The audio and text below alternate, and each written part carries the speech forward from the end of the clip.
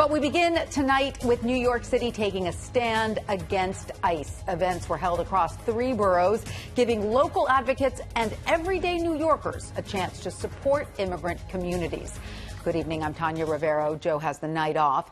People at today's Stand Against ICE events say they are disgusted by the actions of federal immigration authorities and are calling for immediate changes. Here's Eyewitness News reporter Jaysha Patel. Tanya, today there were multiple events, a part of a citywide action called Stand Against ICE. And these events are happening just 2 days after a woman was shoved to the ground after her husband was detained by federal agents outside of an immigration hearing in Lower Manhattan.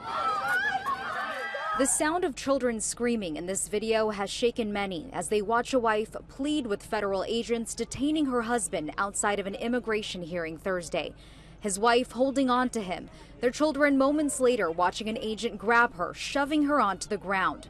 Her name is written on this poster today, held by a woman at a Stand Against ICE event in Astoria, Queens. No hate, no fear. Immigrants are welcome here. No. It's videos like the one you just watched that have pushed community members today to talk about how they can protect immigrants. I spent about a decade of my life working in the streets, selling hot dogs, pretzels, smoothies, halal food.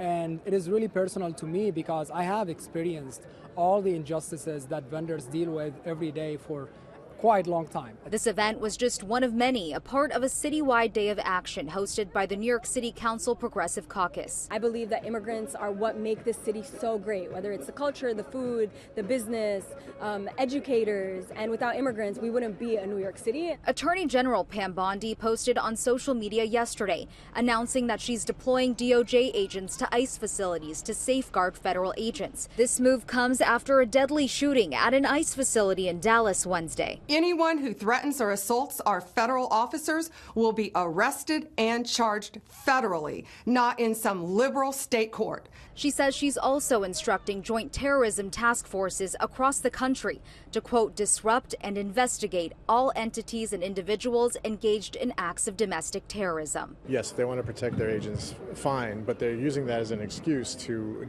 be even more heavy-handed with immigrants and do things that are more damaging to those communities, to human beings that we should have more compassion for, and ultimately doing damage to our own country. And Bondi says she's also directed multiple agencies like the FBI and ATF to accelerate their efforts alongside the Department of Homeland Security to locate, detain, and prosecute anyone in the country illegally.